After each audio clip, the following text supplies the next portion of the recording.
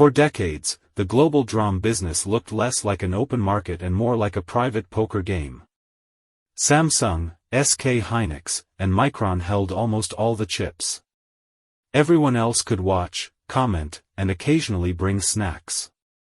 Now China has pulled up a fourth chair.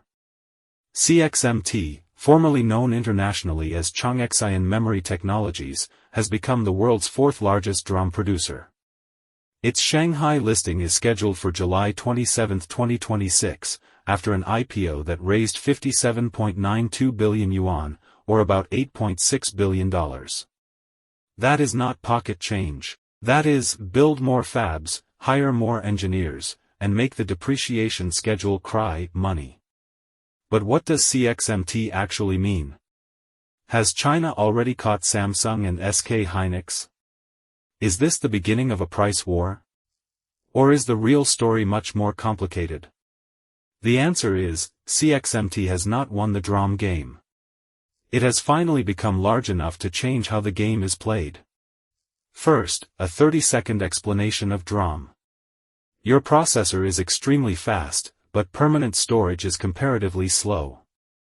DRAM sits between them and temporarily holds the data that the processor needs right now. Think of it as the kitchen counter in a restaurant. The warehouse stores everything, but the counter keeps the ingredients needed for the next order. A DRAM cell uses one transistor and one tiny capacitor. The capacitor leaks charge, so the data must be refreshed repeatedly. In other words, DRAM is called dynamic, because it has the attention span of a goldfish and needs constant reminders. The design sounds simple.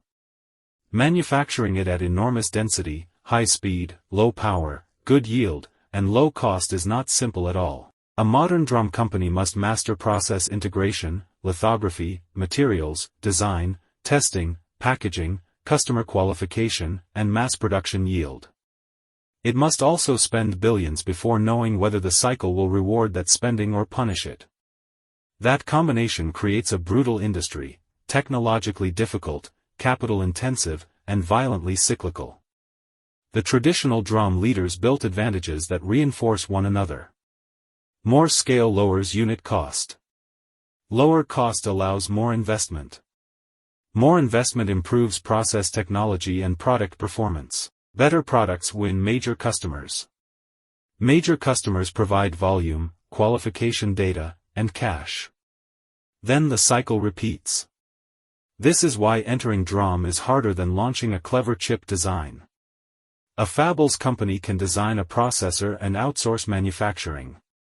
A DRAM producer must operate the factory, improve yield, qualify each generation, manage inventories, and survive price collapses while fixed costs continue arriving with the punctuality of a tax bill. CXMT's prospectus openly acknowledges the gap. It says the company's capacity ranks first in China and fourth globally, but remains below the three international leaders.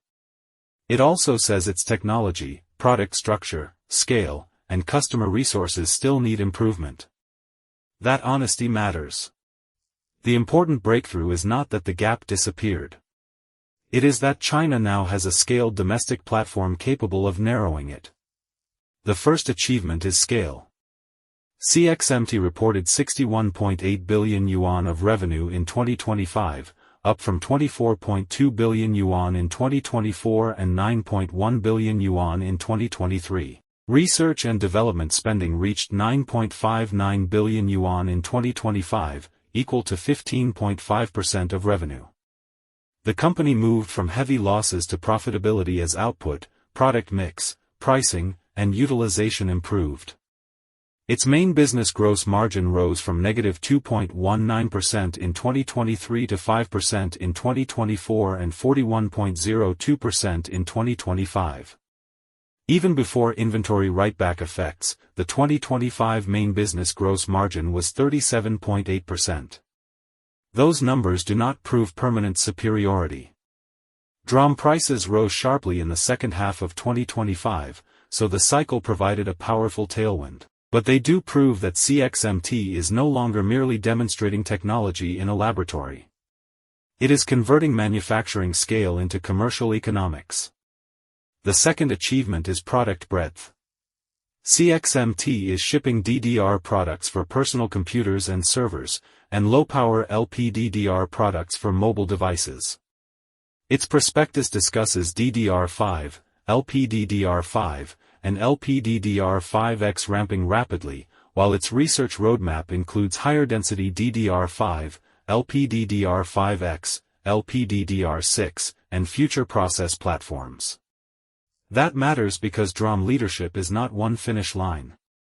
It is a treadmill. The belt keeps accelerating, and the competitors are already running. The third achievement is market relevance. CFM estimated CXMT held 7.7% of global DRAM revenue in the first quarter of 2026, ranking fourth. Reuters reported that the company has gained enough pricing power to select customers and negotiate large supply agreements.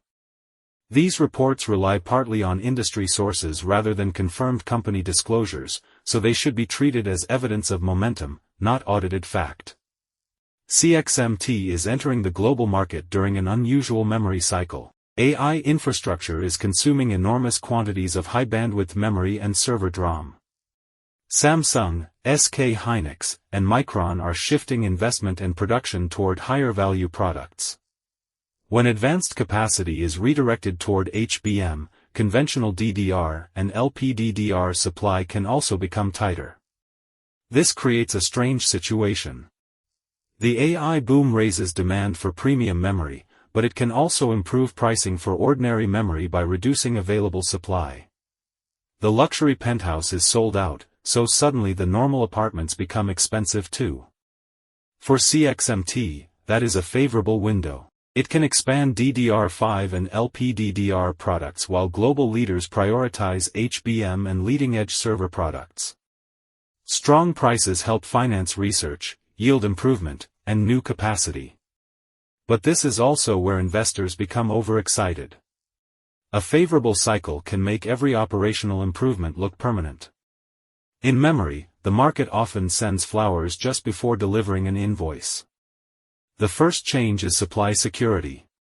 China is one of the world's largest consumers of DRAM, but domestic self-sufficiency has historically been low.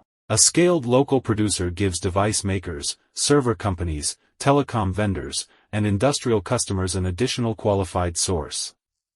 It does not eliminate imported memory, but it reduces the risk of having no domestic alternative. The second change is ecosystem pull. A large DRAM fab does not operate alone. It buys deposition, etch, cleaning, metrology, testing, automation, chemicals, gases, wafers, spare parts, packaging services, and engineering software. CXMT's own prospectus says its development can drive domestic suppliers across equipment, materials, EDA, modules, and downstream applications. This is strategically important because semiconductor localization is not a shopping list. It is a learning system.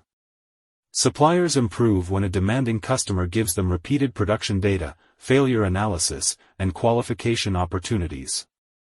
The third change is customer bargaining power. A credible fourth supplier changes negotiations even before it becomes the market leader. Buyers gain an alternative. Incumbents must consider CXMT when setting prices, allocating capacity, and planning products for China. CXMT, meanwhile, gains more leverage as its scale and qualification base expand. The fourth change is capital market discipline and capital availability. The IPO provides funding for production, technology upgrades, research, and working capital.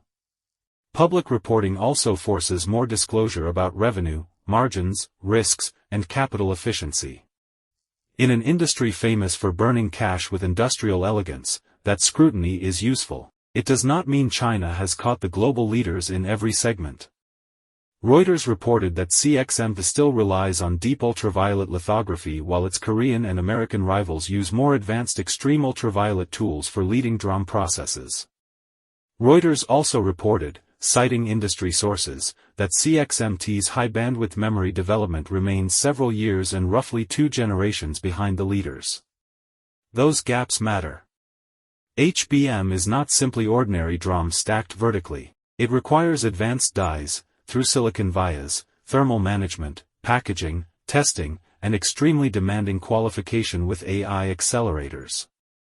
The economic prize is large, but the technical entrance exam is unpleasantly long. CXMT also faces export control and supply chain risks. Restrictions on advanced equipment, software, components, or maintenance can slow technology migration and increase cost. Domestic substitution can reduce some exposure, but replacing an entire advanced manufacturing stack is not a weekend renovation project. And the company remains exposed to the DRAM cycle. Its own prospectus warns that prices, gross margin, inventory values, and profitability can fluctuate sharply. A fab can be technologically successful and still destroy returns if it adds too much capacity near the top of the cycle.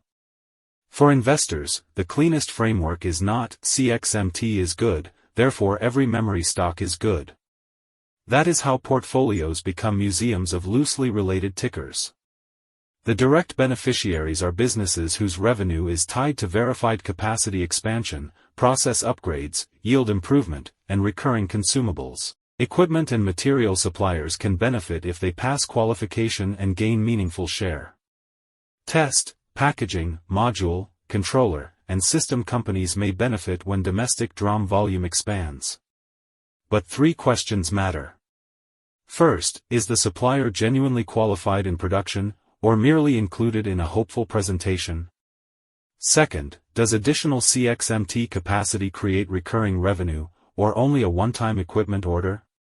Third, can the supplier earn acceptable margins after price competition, customer concentration, and continuous engineering support? There are also 5 warning signals. 1. Conventional DRAM prices fall while new capacity accelerates. 2. Inventory days rise across producers and customers. 3. Capital spending grows faster than credible demand. 4. Advanced product qualification is delayed, forcing more output into lower-end markets.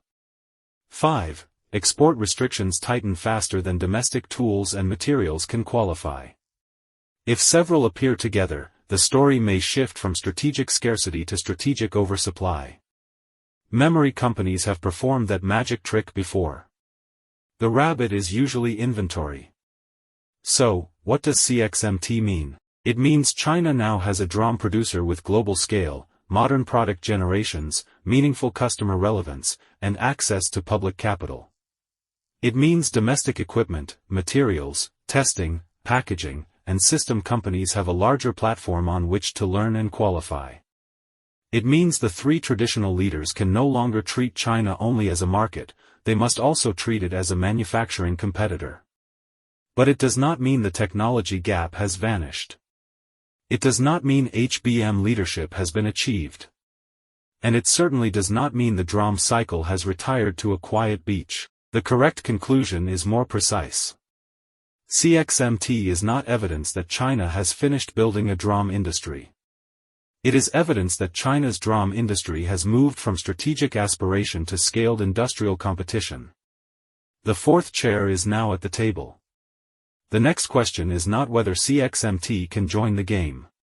It is whether it can keep improving yields, products, and returns after the cards become less friendly.